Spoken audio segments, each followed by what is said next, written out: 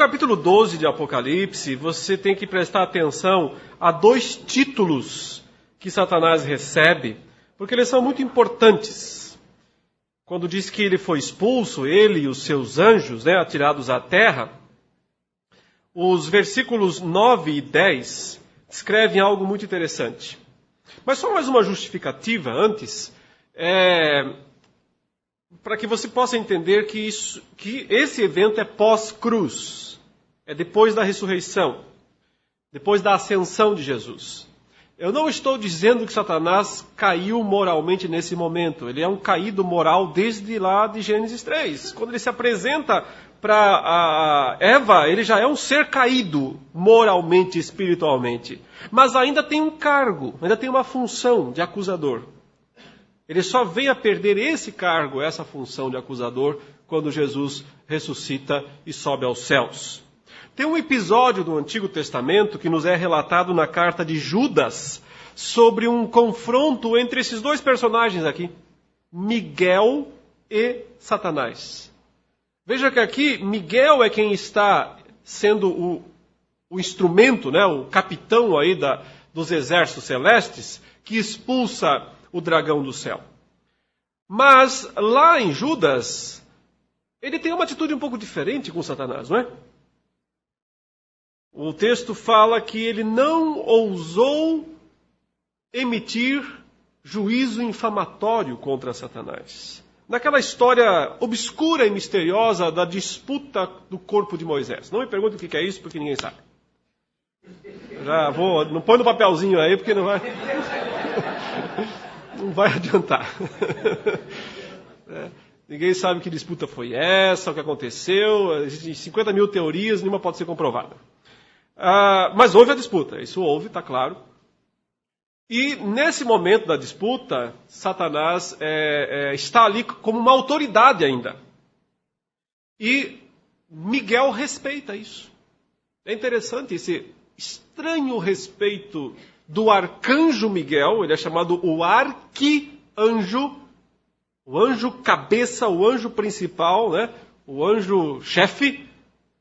E ele, ao dialogar com Satanás, ele diz: o Senhor te repreenda. Mas não ele o confronta. E Judas está usando esse exemplo, se você lembra,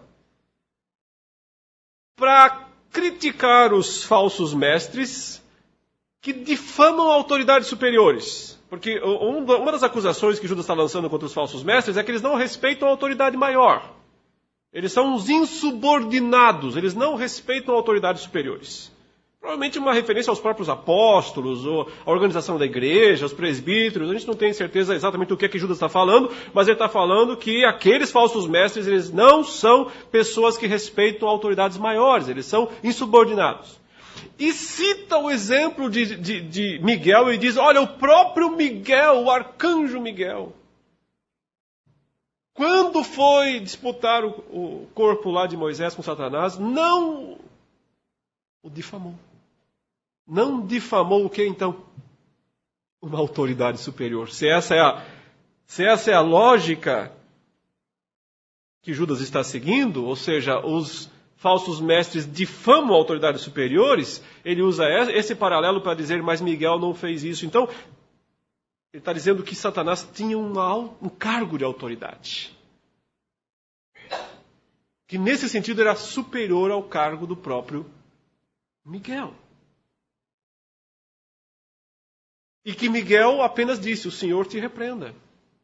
Mas aqui em Apocalipse 12, 7, não tem esse negócio do Senhor te repreenda, é pau nele. Ele o expulsa, é guerra, é violência, é pela força. O texto diz: houve peleja no céu. E Miguel e os seus anjos expulsaram violentamente Satanás e seus anjos de lá. Eu não estou pretendendo que isso aqui seja uma leitura a ser interpretada literalmente. Eu já disse desde o começo que eu não vejo nenhuma dessas passagens do Apocalipse, a não ser que eu seja forçado pela própria passagem a interpretar literalmente. É apenas uma descrição simbólica, não estou dizendo que houve uma guerra mesmo de anjos. Eu estou dizendo que o texto usa essa simbologia para mostrar como as coisas mudaram para Satanás. quando Jesus morreu, ressuscitou e subiu aos céus. Como ele foi perdendo todos os seus trunfos, todos os seus cargos, todos os seus direitos. Foi sendo despojado. Essa é a linguagem que Paulo usa em Colossenses 2,15 para falar dos seus subalternos, os principados e potestades, os quais foram despojados por Cristo na cruz. E despojando os principados e as potestades, publicamente os expôs ao desprezo, triunfando sobre eles na cruz.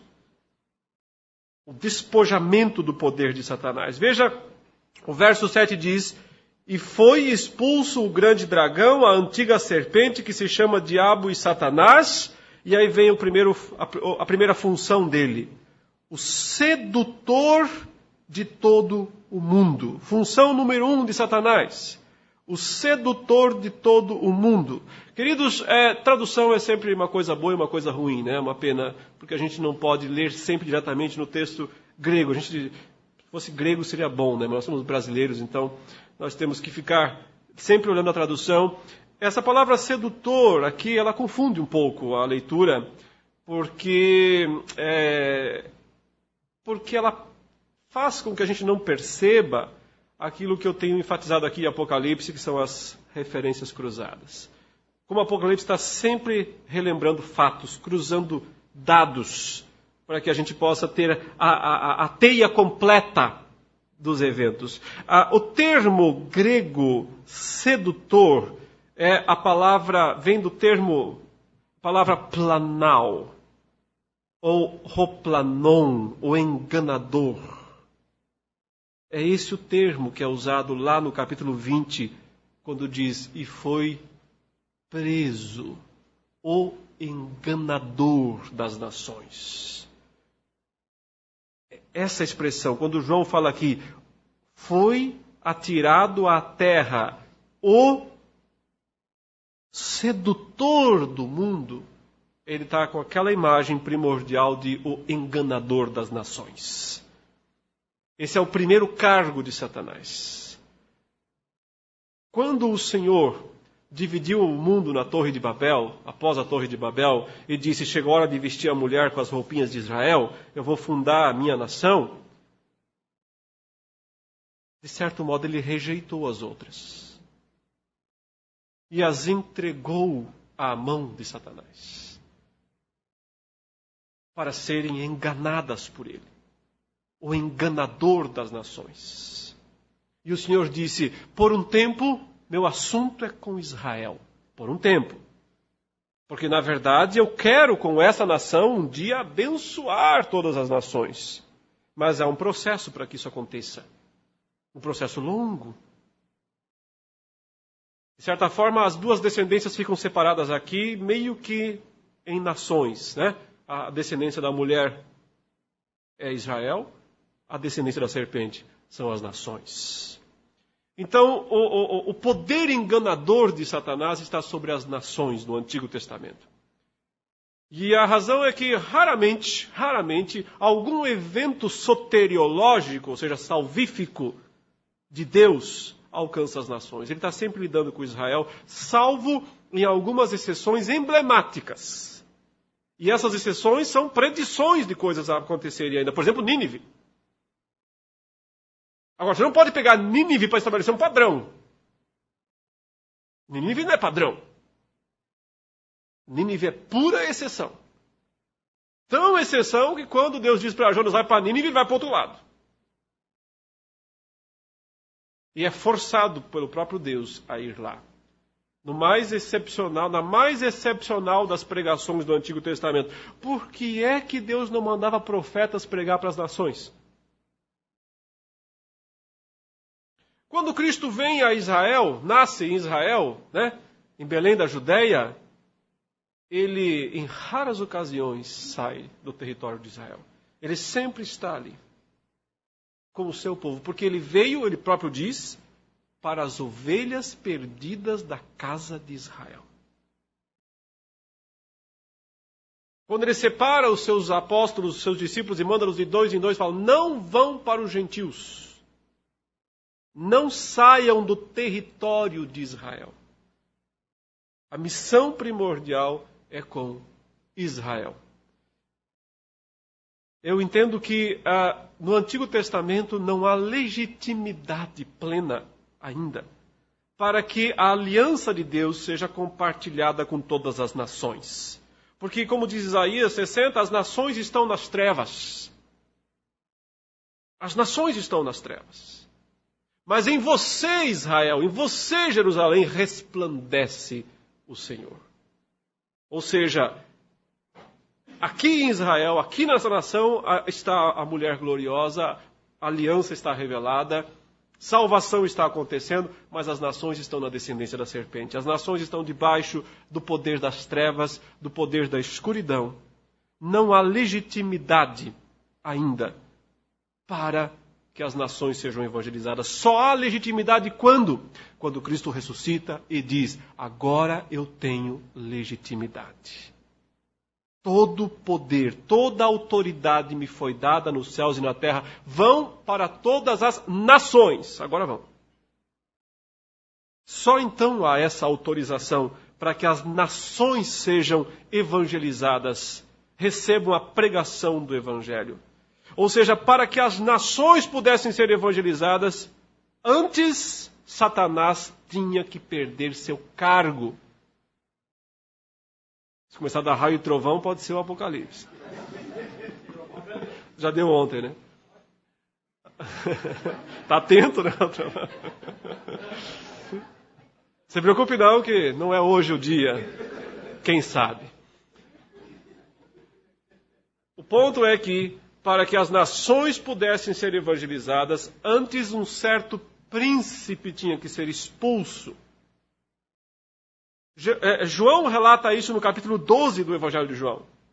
Lembra da história? Já contei tantas vezes essa história que acho que você já deve ter ouvido alguma vez, pelo menos. Tinha uns gregos querendo ver Jesus, lá não tinha? Um grupinho de gregos chega lá e fala com Filipe e André. Eles perguntam: nós queremos ver Jesus. O Filipe vai falar com o André e diz: tem uns gregos aí querendo falar com Cristo, com Jesus. Ele fica pensando: mas por que essa mediação toda aí? Por que Jesus é um sujeito tão... Tem que marcar o horário para falar com ele? Tem que ver com a secretária se ele pode atender? É isso? Não, não é isso. A questão é que aqueles são estrangeiros, são gregos. E um rabino judeu não pode receber estrangeiros. Tem uma questão ética aqui, tem uma questão religiosa, aliás. Mas o Filipe e o André falaram: mas ele já fez tanta coisa estranha que não custa nada nós ir lá e falar para ele desses gregos. De repente, deixa ele decidir, não vamos nós tomar essa decisão. E quando o Filipe e o André chegam até Jesus e dizem: tem uns gregos aí querendo falar com o senhor, tal, a gente...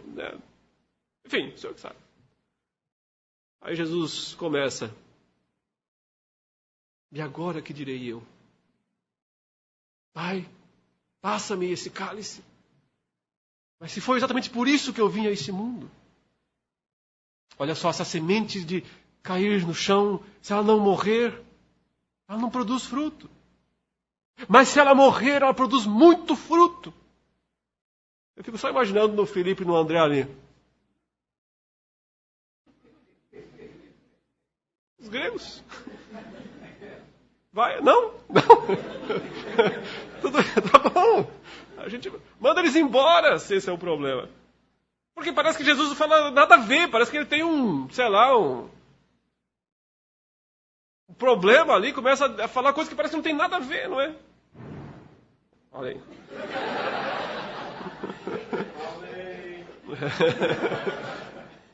Mas tem tudo. Inclusive lá houve um trovão do céu naquele momento e disse: este é meu filho amado em quem eu me comprazo.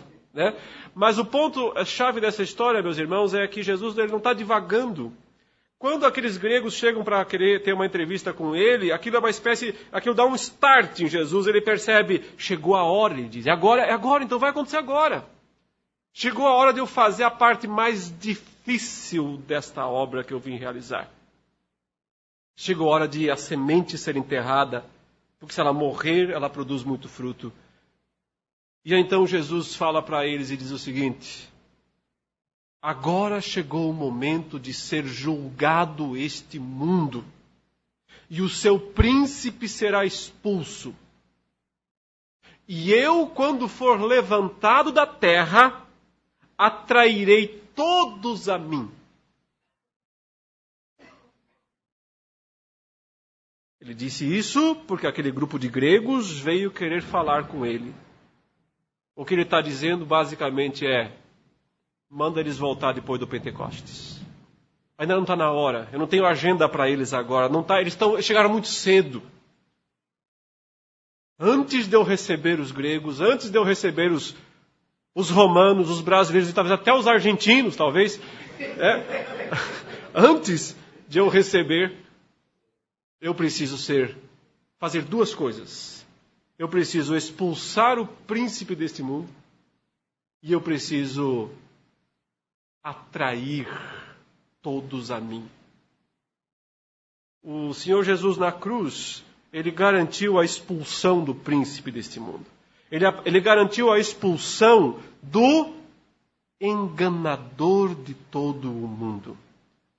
Aquele cargo ocupado pelo príncipe do mal, o que cega as nações, o que mantém as nações nas trevas, foi um cargo cassado. O Senhor Jesus disse: você não tem mais isso, acabou. Agora eu tenho toda a autoridade nos céus e na terra. Meus irmãos, vocês nunca entenderam a tentação de Jesus? Por que Satanás ofereceu a Jesus os reinos desse mundo? A glória. Eu pergunto para você, em que isso seria atrativo para Cristo? Jesus gosta de ouro, de prata, ele queria um monte de dinheiro, era isso? Em que seria tentador para Jesus, quando Satanás leva ele em cima do monte muito alto e mostra os reinos do mundo e diz: tudo isso te darei, se prostrado me adorar. Acaso Jesus queria joias, ouro, reinos? É isso que ele queria? Ele veio conquistar autoridade sobre as nações. Aquilo ali não era meramente coisas, eram pessoas. E Satanás meio que está oferecendo isso para Cristo antes. Como quem diz, como tem uma cabeça nessa história para ser pisada e um calcanhar para ser ferido, talvez a gente possa resolver as coisas antes. Por que é que vamos nos autodestruir se nós podemos fazer uma sociedade? Podemos, de repente, você quer as nações, é isso? Veio conquistar as nações. Sabia que eu posso dá-las? Não é interessante Satanás falar isso e Jesus não disser: vai embora, mentiroso, elas não são tuas. Mas ele não o chama de mentiroso. Satanás poderia mentir, evidentemente, ele é o pai da mentira, não teria dificuldade nenhuma com mais uma mentirinha ou outra. Mas nesse caso específico, o Senhor não o repreende por mentir, mas por dizer: se prostre diante de mim. Foi isso que Jesus disse, não? Só a Deus adorarás, só a Ele dará culto. Então, para trás, Satanás. Em Lucas, na narrativa da tentação, no Evangelho de Lucas, nós temos o segredo para entender. Porque lá, Lucas usa um termo que em Mateus não usa. E por isso que passa um pouco despercebido. Lucas diz assim para Jesus, Satanás diz assim para Jesus, segundo a narrativa de Lucas: eu recebi toda esta autoridade. Está vendo essas nações? A glória, esses reinos? Eu recebi toda esta autoridade. E eu posso dar a quem eu quiser. Portanto, se prostrado me adorares, toda será tua. Toda será tua. Ou seja, eu lhe darei a autoridade sobre as nações. Mas dentro da hierarquia, eu primeiro, você segundo. Porque você se prostra para mim, então você reconhece a minha autoridade. Se você reconhece a minha autoridade, eu dou a que você quer. A grande questão ali é que se Jesus se prostrasse perante Satanás, ele estaria validando uma autoridade usurpada. Ainda que seja uma autoridade concedida por Deus, ela é concedida sob meios ilícitos, porque é por causa do pecado, é por causa da queda, é por causa do poder de acusação que ele tem. Por isso Jesus diz, para trás, Satanás. Desapareça, suma daqui. Porque está escrito, só Deus tem autoridade de ser adorado. Só Ele pode ser reconhecido como autoridade legítima. Mas quando Jesus ressuscita e aparece aos discípulos, parece que o evangelista fez assim, Ctrl+C, Ctrl+V. Ele copia as palavras que Satanás disse. Ele disse, toda esta autoridade me foi dada. E Jesus diz, eu recebi, me foi dada. Mesmas expressões no grego. Me foi dada toda a autoridade. Aquilo que Satanás me ofereceu lá atrás era pouco. Aquilo era sobre os reinos. Mas eu conquistei por minha obediência a Deus, toda a autoridade. Sobre um reino humano, céus e terra. Eu recebi a autoridade sobre céus e terra. Ou seja, compensou. A proposta de Satanás era boa, por um lado, mas muito pequena, perto daquilo que Cristo conquistou. Ele conquistou uma autoridade incomparável sobre céus e terra. Portanto, podem ir agora, Jesus disse. Está liberado. Podem ir. Para todas as nações. Ninguém pode deter o avanço do Evangelho. É o poder de Deus, vitorioso e para vencer. Vão. Estou com vocês todos os dias, vai dar certo. Aí você pode perguntar para mim assim, mas pastor, e a janela 1040? Não tem a janela 1040 que não pode pregar o Evangelho? Então não é Satanás enganando as nações? Eu digo, não. Por que não? Porque o Evangelho entra na janela 1040 e na 5x5 e na 2x2 ou o que quer que tenha. O Evangelho entra em todo lugar. Ninguém pode deter o Evangelho. Podem deter os pregadores. Sim, os pregadores podem ser presos. A pregação não. Aliás, isso nos dias de Paulo, quando ele escreve a Timóteo. Ele diz, eu sou embaixador em cadeias.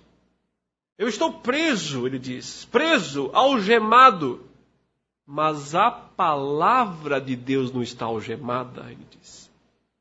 Podem algemar o pregador, não podem algemar a pregação. Podem algemar, sim, o missionário, não podem deter a missão. Se Satanás prender todos os missionários do mundo, ainda assim a pregação continuará livre e alcançará os confins da terra. Porque quem a impulsiona é o cabeça, que estabeleceu um reino esmagador. E esse reino é imbatível, ninguém pode detê-lo. Ele avança por todo o mundo. Veja que ele diz, foi expulso o dragão, a antiga serpente, se chama Diabo e Satanás, o enganador, leia então, em vez de sedutor, o enganador de todo o mundo. Sim, foi atirado para a terra e com ele os seus anjos. Então ouvi grande voz do céu proclamando, agora veio a salvação, o poder, o reino do nosso Deus e a autoridade do seu Cristo. Olha a palavrinha mágica aí. Autoridade do seu Cristo, pois foi expulso o segundo cargo. Segunda função. O acusador de nossos irmãos. Aqui é a função para Israel. Aqui é a função direta. Para as nações, enganador. Para o povo de Deus, acusador. Função dupla, portanto. Quando ele aparece no Antigo Testamento em relação a Israel, Jó, por exemplo, que é um descendente, né, da promessa, está na descendência da mulher, ele é um acusador. Quando ele aparece lá em Zacarias para acusar o sumo sacerdote Josué, ele é um acusador. A função dele com Israel é acusar. Legalmente, juridicamente. Porque Deus não tinha ainda exercido justiça absoluta. Mas assim que o Senhor Jesus deu sua vida, pagou o preço, despojou os principados e potestades, quem intentará acusação contra os eleitos de Deus? É Deus quem os justifica. Quem os condenará, Paulo pergunta. É Cristo Jesus quem morreu, ou antes quem ressuscitou, o qual está à direita de Deus e intercede por nós. Quem nos separará do amor de Cristo?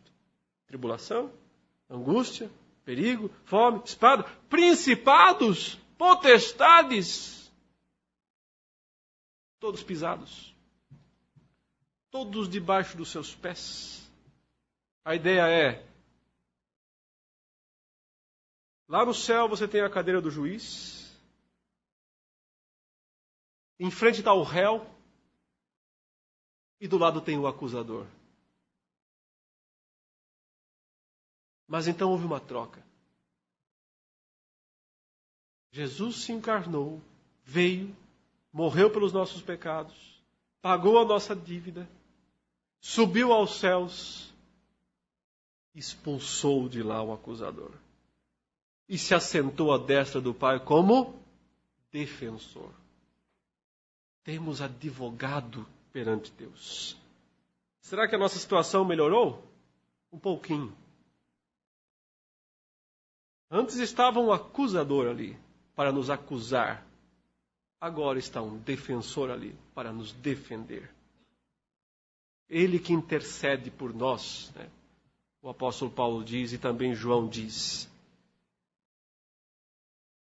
Mas para onde Satanás foi, o texto diz? Para a terra. E é isso que João quer que os crentes das 7 igrejas da Ásia entendam. Por que é que eles estão enfrentando ainda lutas e problemas? Então ele diz que o dragão veio à terra, e aí o versículo 17 diz que ele foi perseguir os descendentes da mulher do Antigo Testamento. Ora, o grande descendente dela é Cristo, não é? Ele é o filho dela, o filho dessa mulher. Mas agora diz que tem mais descendentes. Quem são? Os crentes do Novo Testamento, que continuam a semente prometida. Porque as duas descendências continuam mesmo após a cruz. Os filhos do maligno e os filhos de Deus. É contra os filhos de Deus que Satanás, restrito à terra, impedido de retornar aos céus, despojado de seus 2 grandes cargos, enganador e acusador, vai tentar atacar os crentes através de 3 instrumentos. 3 instrumentos que ele vai produzir, por assim dizer. Produzir não, usar. Eles já existiam, é verdade, mas ele vai usar. Ele se coloca em pé sobre a areia do mar, diz aí o versículo 17, e então ele chama do mar, que é o seu habitat natural, o mar, né, o símbolo máximo do mal no Antigo Testamento, é daí que ele vai fazer subir um monstro, diz aí. Vi emergir do mar uma besta, um monstro, que tinha 10 chifres e 7 cabeças. Veja que ele mescla 10 e 7, 10 e 7. Por quê? Porque ele é ao mesmo tempo, esse monstro, uma criatura do dragão, 10, mas uma imitação de Cristo, 7. Ao mesmo tempo, ele tenta ser 7, mas no fundo ele é 10. Essa é a ideia. Anticristo é um imitador de Cristo. Tenta ocupar o lugar de Cristo. Mas ainda não apareceu ele. Isso aqui é só o sistema. Por enquanto é só o sistema. Esse grande monstro é o sistema. Daqui a pouco aparece uma cabeça de destaque. Essa cabeça de destaque é que é a pessoa, o anticristo. Mas até que ela apareça, o sistema está em ação. É aquilo que Paulo fala aos Tessalonicenses, o mistério da iniquidade já opera. mas estamos aguardando a vinda do chefão, do chefe do sistema. Ou o que João fala também na sua primeira carta, vocês ouviram, né, que vem o anticristo, né? Vocês estão sabendo, estão avisados que vem o anticristo, mas agora mesmo o espírito do anticristo está aqui. E já está agindo no mundo. Isso no primeiro século, meus irmãos, não agora. No primeiro século. O sistema está lá desde o primeiro século. Aliás, está antes disso até. O espírito do anticristo, o mistério da iniquidade. Os instrumentos satânicos para perseguir a igreja. É interessante que agora você tem que usar outro texto do Antigo Testamento para... Será que você tem aquele slide? Coloca aí, por favor. Esse aqui é o que nós... Volta ao anterior, só para eu mostrar rapidamente. Esse é o que nós já vimos, né? Gênesis 3, o exercício lá que nós fizemos para identificar os personagens. Né? Agora o próximo aí. Aqui, ó. Apocalipse 13, 1 até o 7 está aqui. E lá está Daniel 7, de 2 a 8. Veja as cores aí, ó. É a mesma ideia, a mesma coisa que João faz no capítulo 12 em relação a Gênesis 3, ele o faz aqui no capítulo 13 em relação a Daniel, capítulo 7. São as mesmas pessoas, os mesmos personagens, os mesmos sentidos teológicos, ou seja, o fundamento está lá no Antigo Testamento. Agora, o que está em evidência em Daniel, capítulo 7? A sucessão dos impérios mundiais. Começando com Babilônia, depois vindo o Império Medo-Persa, depois o Império Greco-Macedônio, de Alexandre, né, o Grande, e a divisão nos 4 generais, que ficam 2 apenas, os Ptolomeus no Egito, os Seleucidas na Síria. Aí nós temos o início dos pés de barro da estátua de Daniel, até que surge Roma, o 4º animal. O terrível, o pior de todos. O que João está vendo? Ele está vendo 4 em 1, pela ordem inversa. Veja aí, os animais que sobem do mar, diz lá. O primeiro é leão, o segundo é urso, o terceiro é leopardo, e o 4º animal é terrível e indescritível. Veja a inversão. Primeiro aparece o 4º animal, a besta, o monstro, que tem em si mesmo, na ordem inversa, leopardo, urso e leão. É como se é o seguinte, Daniel está olhando para frente, João está olhando para trás. Essa é a ordem. Daniel está olhando a sucessão futura dos impérios. Olha, agora nós temos o Império Babilônico, depois vem o Império Medo-Persa, depois vem o Império Greco-Macedônio e depois vem Roma. João está olhando para trás dizendo aqui está Roma. E o que ela é? A consequência do Império Greco-Macedônio, a consequência do Império Medo-Persa, a consequência do Império Babilônico. Ou seja, ela reúne em si todos esses impérios. Instrumento perseguidor. O instrumento do dragão para perseguir. Mas observe que no verso 3, depois que o dragão dá a ela o poder, o seu trono e grande autoridade, quer dizer, o que ainda lhe resta, já que ele perdeu o lugar nos céus, ele passa o que ele ainda tem na terra para essa entidade. Parece ser a ideia de que ele diretamente não pode agir mais, porque ele foi restrito por Cristo. Mas ele pode usar de instrumentos. E o primeiro instrumento aqui é a figura de Roma como grande império. Mas com um destaque para uma das suas cabeças, que no verso 3 diz que uma de suas cabeças como golpeada de morte, mas essa ferida mortal foi curada. Talvez isso seja, assim, uma profecia do anticristo, uma das cabeças do grande animal, do grande monstro, que ainda deve aparecer, que ainda deve vir. O fato é que esse grande monstro recebe condição de pelejar contra os santos e os vencer, o texto diz no versículo 7. Até que chegue o momento em que, através desse instrumento, o dragão consiga recuperar a autoridade que ele perdeu. Porque ele perdeu o poder de enganar as nações. Mas através desse instrumento ele tenta minimizar isto. e tenta reverter isso, até que ele consegue. Porque no fim o Senhor o solta, essa é a ideia.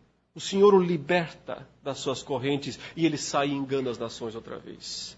Até que ele recupere a autoridade sobre as nações. O verso 7 dá essa ideia. Deu-se-lhe ainda autoridade sobre cada tribo, povo, língua e nação. Ele perdeu isso quando Cristo o expulsou dos céus. Mas ele recupera isso no processo, através do uso da besta. Da primeira besta, a besta do mar. E o que resta aos crentes, ele diz aqui, resta aos crentes resignação diante do poderio da besta. O verso 8 diz, adorá-la-ão todos os que habitam sobre a terra, aqueles cujos nomes não foram escritos no livro da vida do Cordeiro que foi morto desde a fundação do mundo. Se alguém tem ouvidos, ouça. Se alguém leva para cativeiro vai. Se alguém matar a espada, é necessário que seja morto a espada. Aqui está a perseverança e a fidelidade dos santos. O sentido desse texto aqui, na língua original, ele também se perdeu um pouco na tradução. E um dos motivos foi porque a revista atualizada, ela seguiu uma família de manuscritos que a gente chama de texto receptus, nessa parte. Geralmente ela segue a família de manuscritos dos textos críticos. Isso é um assunto para os mais iniciados, né? Só os gnósticos entendem isso. Mas nesse ponto, curiosamente, ela manteve a leitura do texto receptus. Isso já foi corrigido, por exemplo, em edições mais modernas da Bíblia, como na Nova Almeida 17, uma Bíblia que eu tenho recomendado, inclusive. A Nova Almeida 17, ela é uma tradução que segue aqui a família da Almeida, muito boa, mas nesse ponto a tradução é mais exata, ela diz assim, se alguém tiver que ir para cativeiro irá. Se alguém tiver que ser morto à espada, é necessário que seja morto à espada. Aqui está a paciência dos santos.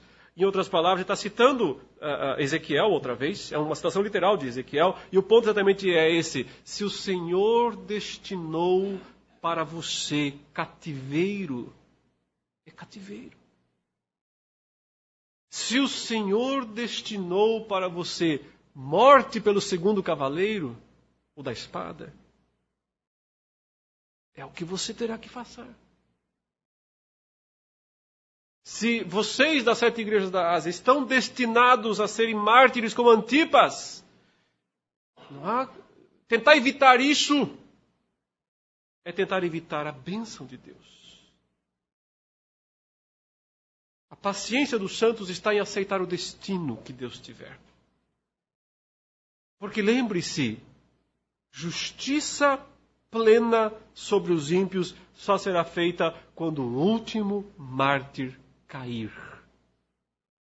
Quando o último mártir for executado.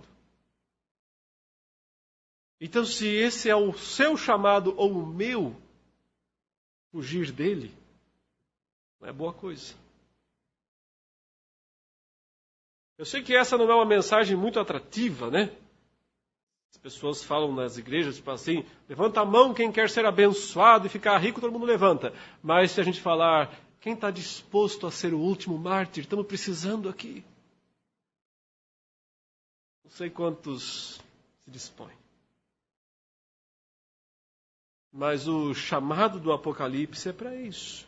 É para estar preparado, porque e se for você?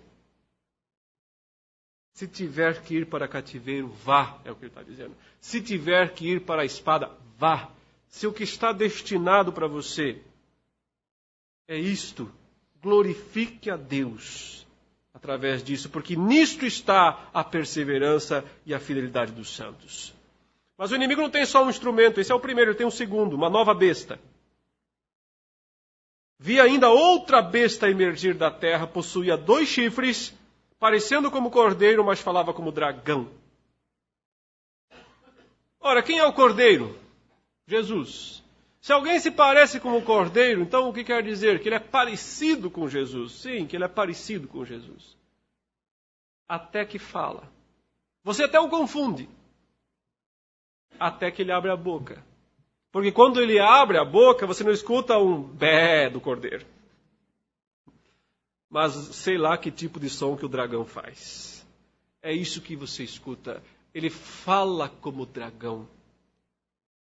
É a figura do falso profeta, do falso pregador, da falsa fé, da falsa religião.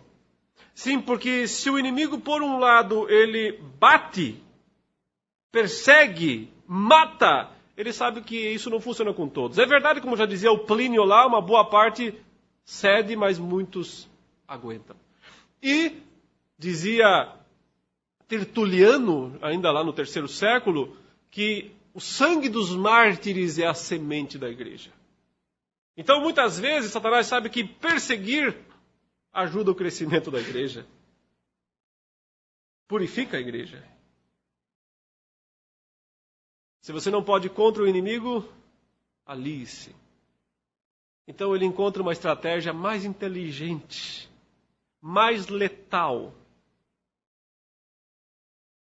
Enganar a igreja através de falsos pregadores, através das falsas mensagens. Parece cordeiro, até que abre a boca. Quando prega, quando fala, quando proclama, é o dragão que está sendo porta-voz. De quem está sendo porta-voz? Ou seja, um dos instrumentos do inimigo é bater, perseguir. O outro é enganar, iludir. E terá um terceiro ainda que vai ser apresentado daqui a pouco para nós.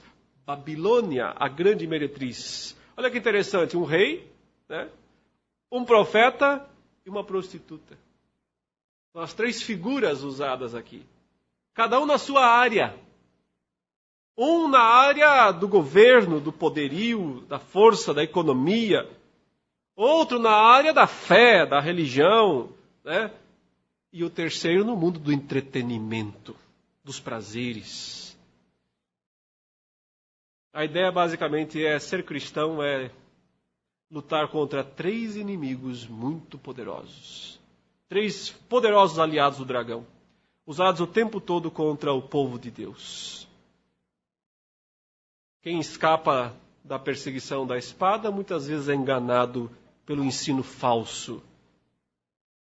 E quem resiste aos 2 primeiros, às vezes cede às tentações da terceira. De um jeito ou de outro, nós temos que sempre estar atentos aos nossos inimigos. Os instrumentos satânicos. Mas há um detalhe muito importante aqui, que eu preciso finalizar com ele. Veja que há uma imagem construída, há uma estátua construída aqui. O texto diz que foi mandado executar aí, diante da besta, obras e sinais, e a construção de uma imagem à besta, no verso 14. Àquela que ferida a espada sobreviveu. E foi dado comunicar fôlego à imagem da besta, para que não só a imagem falasse, como ainda fizesse morrer quantos não adorassem a imagem da besta. A todos, os pequenos e os grandes, os ricos e os pobres, os livres e os escravos, faz que lhe seja dada certa marca sobre a mão direita ou sobre a fronte, para que ninguém possa comprar ou vender, senão aquele que tem a marca, o nome da besta ou o número do seu nome. E aí ele diz o número e faz um desafio enigmático, diz: se você é inteligente, calcule. Calcule, some, calcule, multiplique. O número da besta, 666. Que imagem é essa? De onde é que vem isso daqui? Daniel, outra vez. Daniel é o pano de fundo de toda essa narrativa. Nabucodonosor fez uma estátua. Muito grande e imponente, aparentemente dele mesmo. E deu uma ordem, por sugestão dos seus subalternos. Agora nós vamos tocar uns instrumentos aí. E quando nós tocarmos esses instrumentos, eu quero que todos os meus súditos aqui se prostrem diante da minha estátua. E já vou logo dizendo aí, avisando que se alguém não fizer isso, a fornalha está ali pronta. E aí o Daniel, o livro, ele é todo detalhista, né? Ele fala, e quando tocou a cítara, a flauta, não sei o que, todos aqueles instrumentos, chegou a hora todo mundo se prostrou perante a estátua, mas 3 caras ficaram em pé. Cena é curiosa, né? Toda aquela multidão prostrada, 3 homens apenas em pé, diante de Nabucodonosor. Aí os caras vão lá e falam, tem 3 caras aqui que não se prostraram. Mas esse texto é muito curioso, sabe? Por causa que eram os únicos 3 judeus que estavam na Babilônia naqueles dias. Uma das dúvidas nossas é onde é que está Daniel, mas provavelmente ele está representando o rei em algum outro reino. Ele era o emissário, ele era um administrador. E ele passa por um teste parecido depois sozinho. Então, ele não ficou de fora desse teste. Mas, nesse momento, ele não participa porque ele não está ali. Mas outros judeus estão ali. E todos se prostraram. Todos. Só 3 não. O que o Apocalipse está dizendo para os crentes das 7 igrejas é: dizer que é crente não significa nada. Se na hora em que você tem que ser fiel, você cede. Se na hora da pressão por medo das consequências, você cede.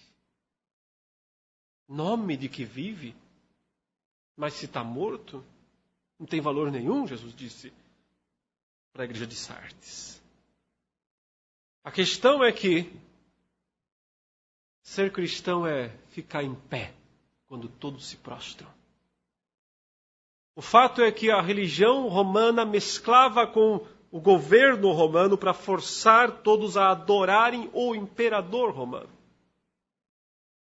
E aqueles crentes das 7 igrejas da Ásia se prostravam. Por causa dos nicolaítas, por causa dos baalamitas e de toda aquela galera lá. O que João está dizendo é, vamos colocar os pingos nos is, vamos entender o que é ser cristão. Mas é muito interessante aquela cena de Nabucodonosor, né? Porque ele chama então os 3 desafiantes. E diz, vocês estão com algum problema de coluna?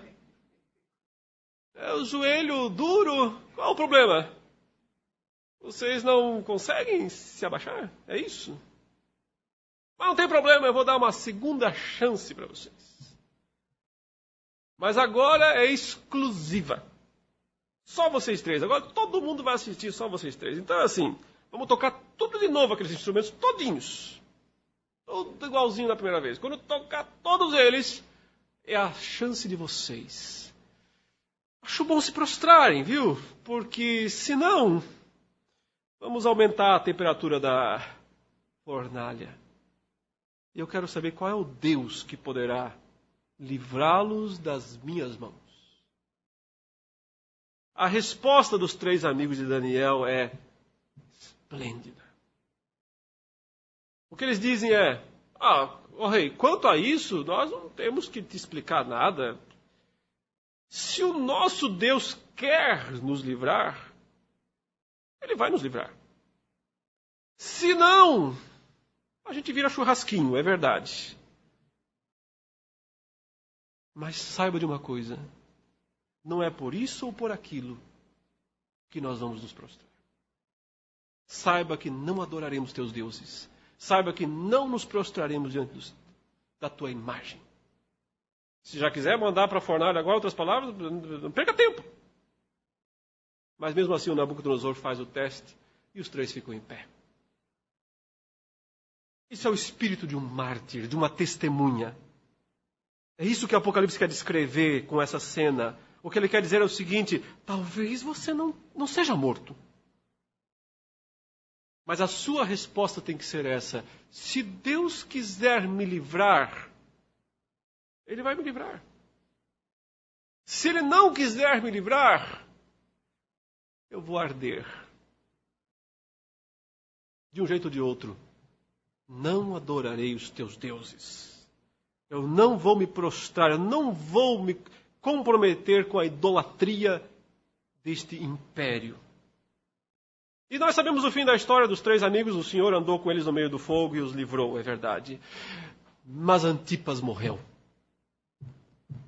O Senhor não livrou Antipas da morte. Provavelmente foi decapitado pela espada, como um cidadão romano. Ou seja, nós não obedecemos a Deus porque achamos que Ele é obrigado a nos salvar, a nos livrar. O que os 3 amigos disseram é independente. Não faz diferença, o Nabucodonosor. Para nós isso não faz diferença. A nossa fidelidade não está construída no que Deus vai ou não fazer. Isso não faz diferença. Se Ele quiser nos livrar da fornalha, Ele livra. Se Ele não quiser, Ele não livra. Isso não muda nada. A nossa fé, nós não vamos nos prostrar.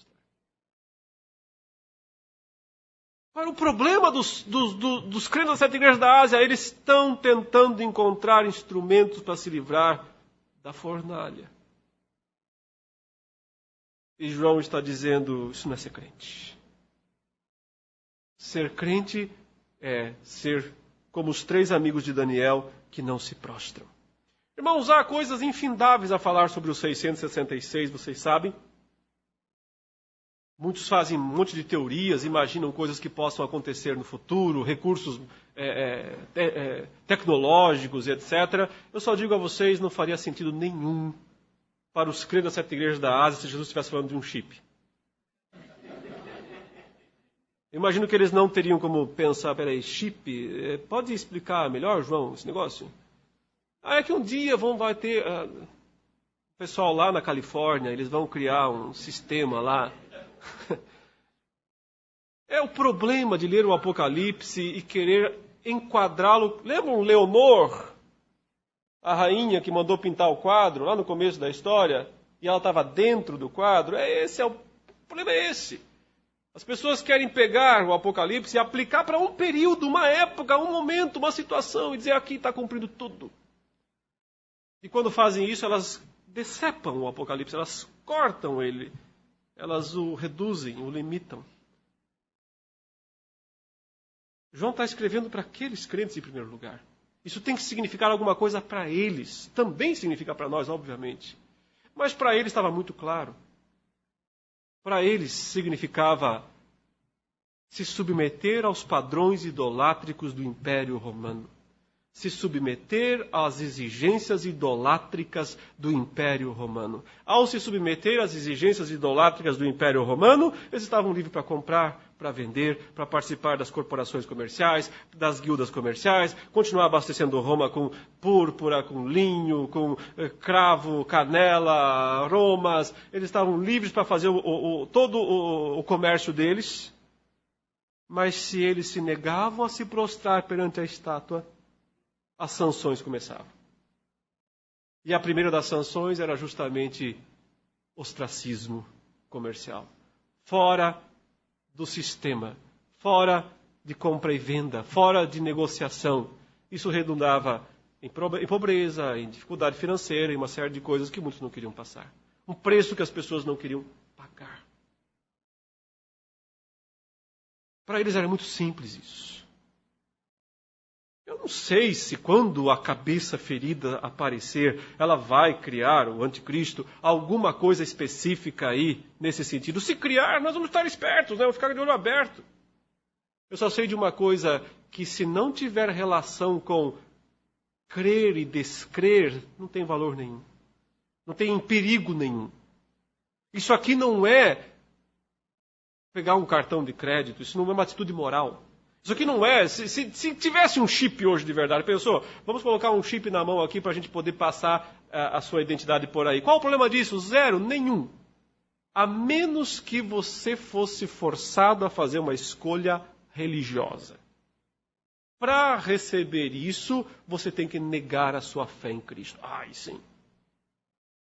Mas aí o problema não é o chip, aí o problema é a fé que você tem que negar. Mas isso seria um teste. Se o governo chegasse para nós e dissesse, está aqui, a partir da manhã, para você poder continuar comprando e vendendo, você tem que fazer uma declaração dizendo aqui, eu rejeito a Jesus como Senhor e Salvador e tal, tal, tal. Alguém seria enganado por isso? Não, seria lógico, óbvio. Pode ser que alguns assinassem, é verdade, mas outros não. Porque isso seria tentador, não seria tentador. Não, o inimigo ele opera pelo engano. O engano é a sua principal atividade. Aqui está o falso profeta. É ele que impõe a marca da besta. Então isso tem que ser uma coisa muito mais enganadora do que parece ser. E por isso, na minha opinião, a marca da besta é simplesmente o que o texto diz aí, se prostrar diante dela. Porque todos aqueles que não a adoram, o texto diz, são mortos. Quem não se prostra diante dela, paga o preço. O preço de perder privilégios e o preço de perder a própria vida, em última instância. Nos dias atuais, nós continuamos lutando com esses dilemas. Não é fácil ser crente neste mundo que vivemos. Não é fácil trabalhar para uma empresa que nos obriga a mentir, fraudar, enganar. Mas muitos crentes se submetem a isso. Não é fácil ter um negócio nos dias atuais, ter uma empresa. Que tal você ser um dono de um posto de gasolina hoje em dia lá em São Paulo? 99% deles adulteram combustível. Só o seu não. Você vai quebrar. Você vai falir. Mas eu imagino que tem um monte de crente dono de posto de combustível em São Paulo. E o que eles fazem? Eles adulteram igual.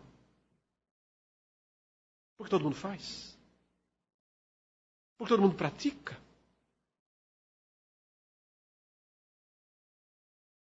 É sempre difícil para nós conseguir identificar claramente os padrões idolátricos por trás do sistema. Mas nós devíamos ficar atentos a essas coisas. Porque se somos obrigados a negar nossa fé por causa do nosso salário, devíamos procurar outro emprego. Devíamos ter a coragem de dizer, isto eu não faço. Eu não negocio a minha fé. Eu não negocio, eu não me prostro diante da estátua de Nabucodonosor, não, senhor.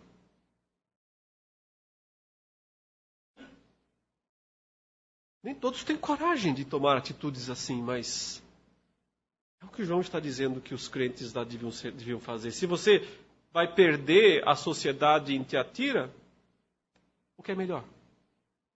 Continuar nadando no dinheiro de Roma e ir para o lago que arde com fogo e enxofre? É isso? É bom negócio? Certamente não é.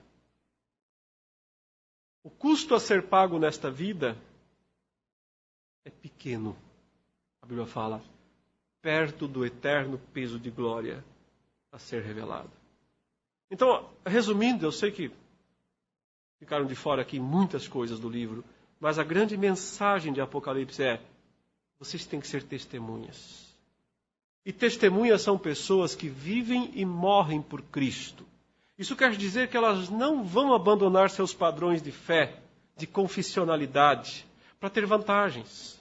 E também não vão abandonar por medo de sanções. E não vão abandonar sequer se forem perseguidas e até mesmo processadas e até mesmo condenadas, até mesmo mortas.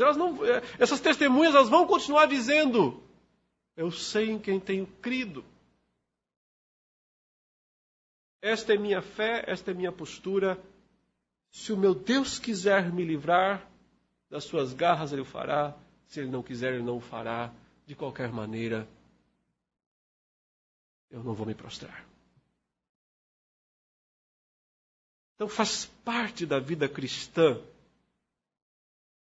analisar as coisas que nós fazemos nesse mundo para verificar se nós não estamos cedendo, vez ou outra, aos padrões idolátricos. Se estivermos, quer dizer que vamos para o inferno? Não, o Senhor diz, veja onde você caiu. Arrepende-te e volta à prática das primeiras obras. O Senhor está oferecendo arrependimento sempre à sua igreja. Aliás, para a pior delas, Laodiceia, ele diz, eu estou à porta e bato. Vocês que já estão para lá de Bagdá, literalmente, já estão entregues praticamente a todo o espírito do anticristo, ainda estou batendo.